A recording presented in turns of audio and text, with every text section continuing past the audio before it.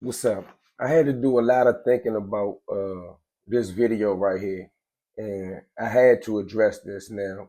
Let me let you know before I go into this what this about. It's been rumors and assassination attempts against my character by a group of people. I'll go into that part later. But right now, I just want to address this and tell you why I had to address it carefully. First and foremost, I don't really talk a lot about my childhood and growing up and what I was involved in for the sake of not trying to seem like I'm glorifying some type of ignorant behavior.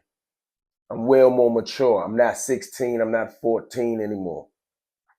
But since these people have chose to go to get some of my paperwork, which by the way, I went to get today, they tried to go get my paperwork and play with it and cropped it and add other things into my paperwork.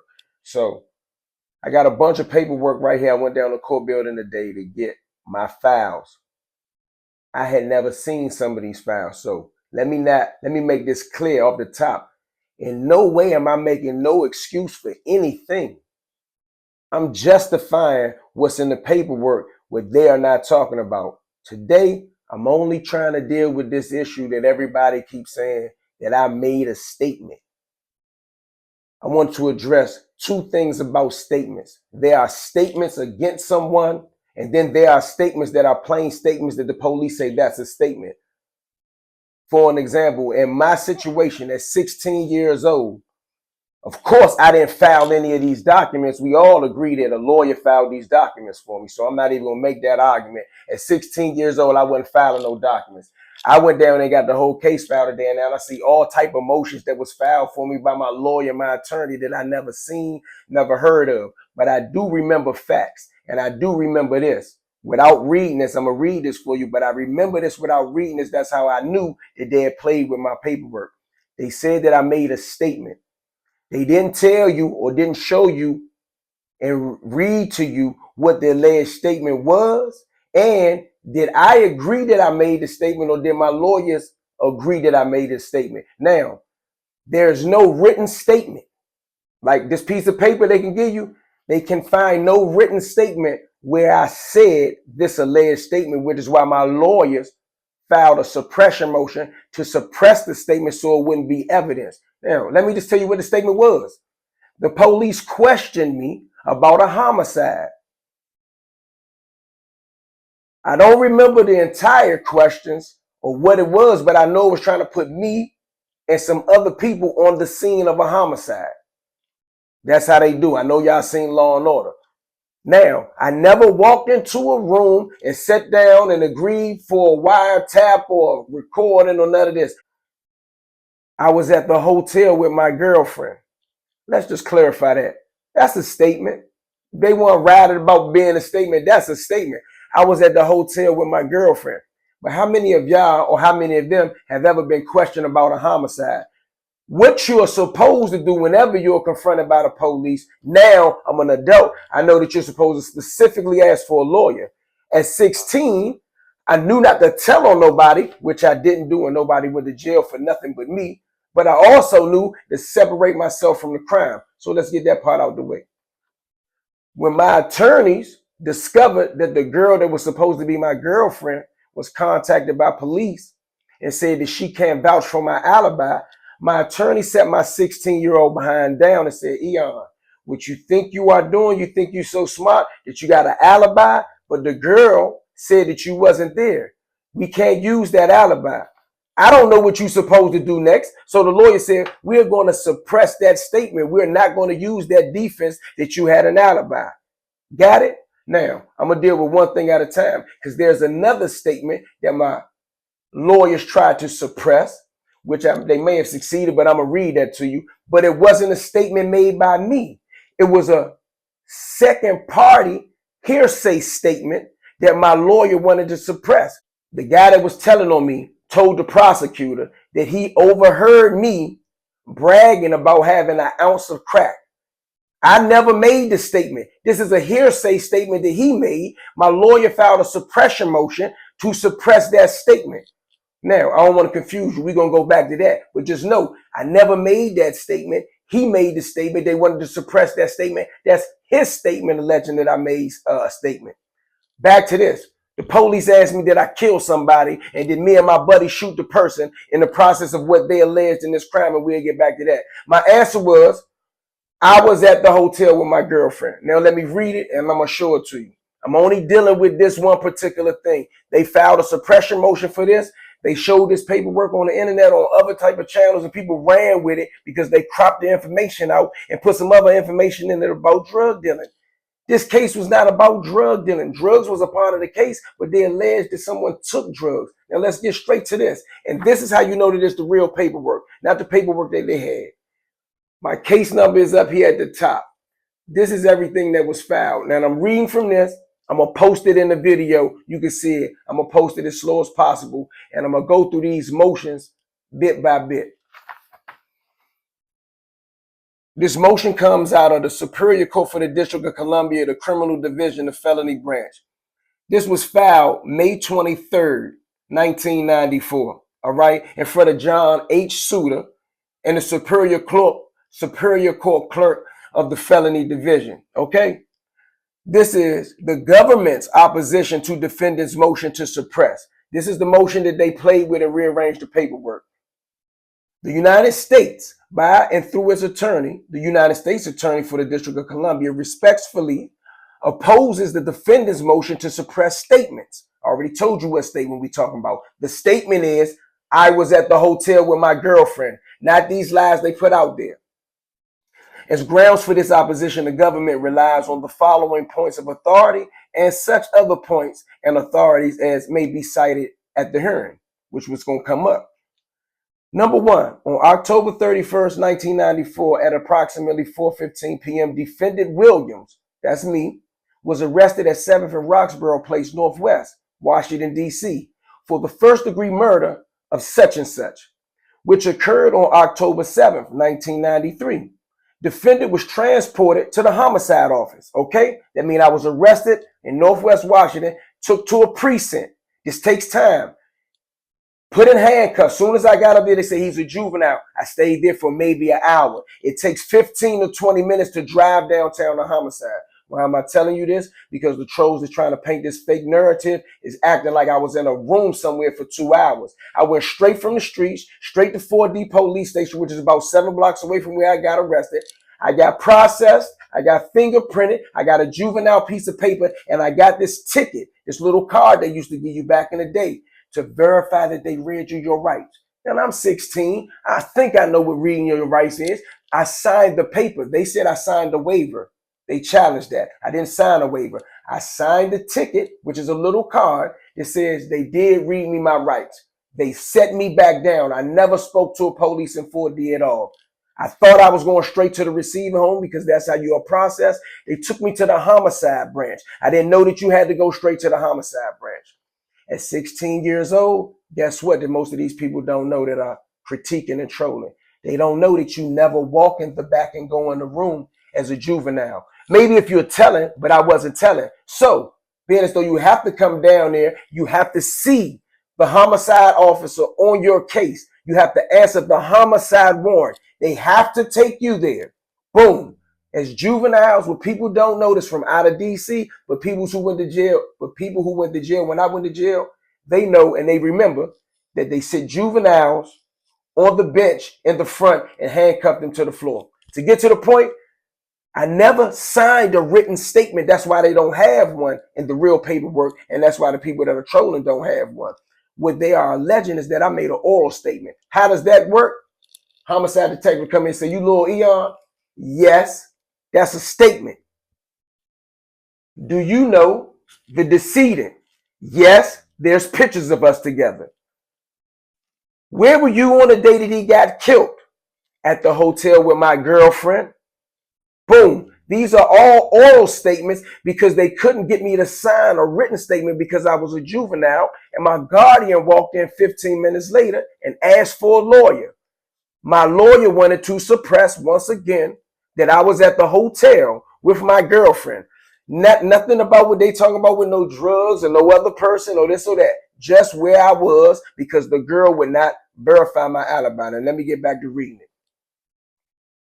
At approximately 6:50 p.m., Defendant Williams was advised of his rights and executed a PD-47 containing the advice of rights mandated for custodial interrogation, pursuant to Miranda rights. That was nothing but a card saying that they read me my rights. At 16, I don't know nothing about no rights, but I know not to tell on nobody. Now, Defendant Williams waived his rights on the PD-47 and gave an oral statement. They are playing word games, which is why my lawyer, who was a lawyer, and I was 16, I didn't know what to do. I didn't know about no suppression motion. My lawyer said that is not fair.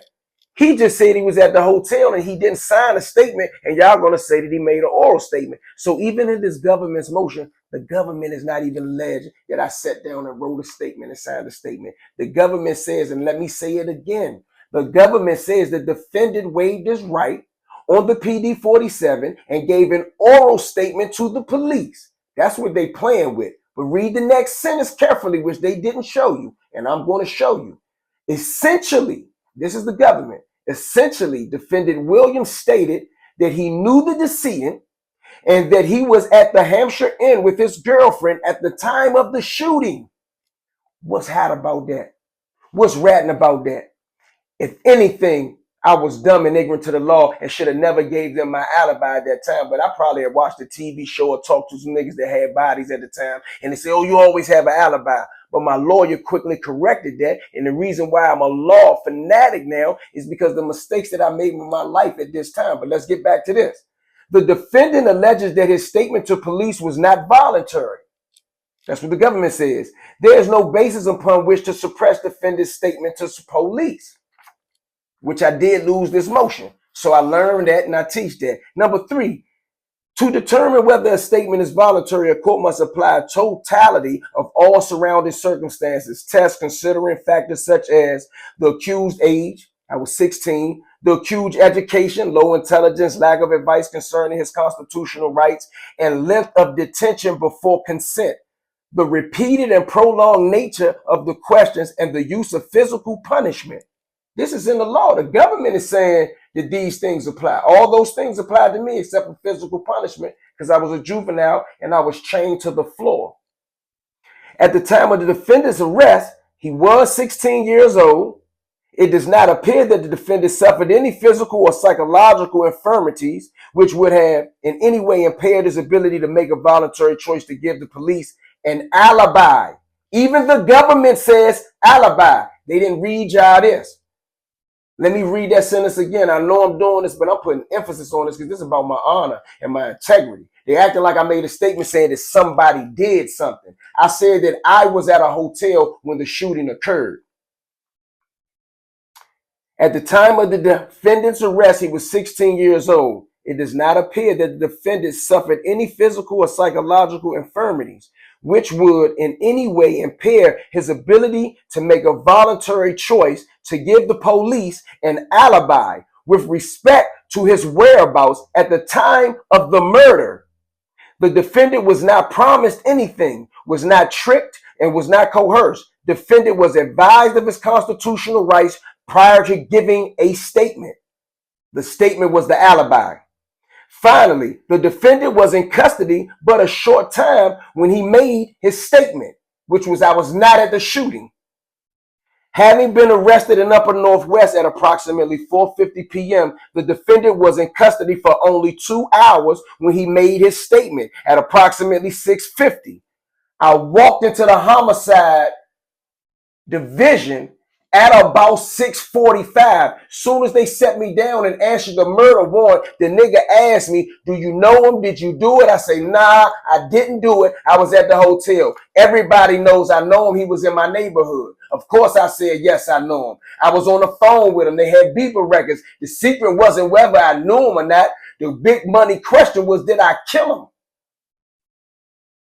Now, having been arrested in Upper Northwest at 4:50 p.m., the defendant was in custody for only 2 hours when he made his statement at approximately 6:50, which they allege I made. They have no written record of such. It's the police word against mine, which is why my lawyer filed to suppress the motion. There's no written record of it. That's why there's no written record of it in evidence. The police said that I said it. The prosecutor took it and used it. My lawyer caught it. My lawyer said you can't use that, although they ruled against me.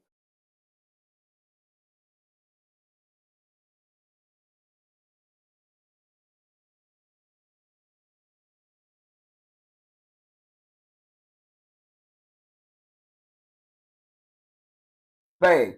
Because the defendant was fully advised in writing of his rights pursuant to Miranda, that's the Miranda right law, and the defendant executed a written waiver of those rights. They said this like this was a big money statement. It wasn't no piece of paper that I signed to waive the rights. It was the card that I signed to say that I was aware of the rights. They say that once you speak after it, it's a waiver of it. I never signed two forms, and there are no waiver rights signed in none of this paper that I pulled out of the actual file. Now, there are no objective facts from which the court could reasonably find that the waiver to be involuntary. The motion to suppress should be denied. Finally, the defendant contends that his statement must be suppressed because he spoke to police after he was arrested and in response to direct questioning. I never had the intelligence or the mindset to articulate such a term. At 16 years old, I did not know how to say that my statements needed to be suppressed because I spoke to police after I was arrested only in response to direct questioning. This occurred because when my lawyer sat down and asked me what happened when you went in there, I said, the police came and asked me where I was at during the shooting. I said, I didn't do it. I was at the hotel with my girl. My lawyer said, did you sign that? Did you write that down? I said, no, I ain't never signed that. And I never even went in the back of the room. My lawyer filed a suppression motion. She argued that they are lying. It came out in open court that, yeah, the police said he just told me that, so I told that to the U.S. prosecutor. There was no proof of that. But I admit to you that when they asked me was I at the shooting, I said that I was at the hotel with my girlfriend. My lawyer did not want me to use that alibi because the police found my girlfriend, which is why you never give your alibi to the first police that you get in contact with. You always ask for a lawyer. I was stupid. You don't have to be stupid. Nevertheless, when homicide found my girlfriend at the time, they threatened to take her children if she lied about being at the hotel with me when I did something to someone else. And let's get back to it. The government does not dispute either of these contentions, that I spoke to the police and it was only a response after direct question of did I shoot somebody? No, I didn't. I was at the hotel with my girlfriend, and they paraphrased it the way they wanted. I know what I said. They said, you're going to jail forever. You threw a bunch of other threats, and they said, you're going to get raped. Terrence Johnson got raped in the Baltimore penitentiary. And y'all want to know what I really said that they didn't write down, that they didn't mention? I told the police nigga to suck my dick because I'm a juvenile and you need to call my guardian. I was at the hotel with my girlfriend, and I said it emphatically. That's why they act like it was a major statement. That's what I said. And I thought I was slick enough to do it. And I didn't know because I was ignorant to the law that you can't say anything, period. Even if you say that you didn't do it. Of significance, however, is the fact that between his arrest and the statement, he was advised of his rights and waived them. Defendant Williams has not stated any bias for this court to conclude that he did not make a knowing and intelligent decision to waive his rights and to speak to police. And there are no objective factors for the court to conclude otherwise. Wherefore, the United States respectfully requests that the defendant's motion be denied. We're going to deal with just this one at a time. I'm going to go to the next one and make the next video. It's part 2 of my case, what happened to me as a juvenile. Yes, there was a statement allegedly made. I admit to you all, I made the statement, and even the government says, and I know I said it more than once, but I'm going to say it again. Even the government said it does not appear that the defendant suffered any physical or psychological infirmities which would in any way impair his ability to make a voluntary choice to give police an alibi. The government said it, to give police an alibi. The statement is an alibi, and they act like I was lying. But most of the people who act like I'm lying just want me to be a rat because there's so many rats out there. And aside from that, some of these guys have only had drug cases, gun charge cases. They weren't teenage steppers. They never been interrogated. I never said nobody else did it. I'm the only one that went to jail. And check this out. The people that was alleged to have done this thing with me, like they want to paint the picture that it's two secret people that's still in jail behind. That's a lie. That's another lie they told. But the guys that I ran with who have changed their life now, remember the situation specifically. I'm not just making up something, my word against their word. The people in the neighborhood that ran in my crew are still my friends to this day. Stay tuned. I'm going to go into the other statement, the statement that I never made.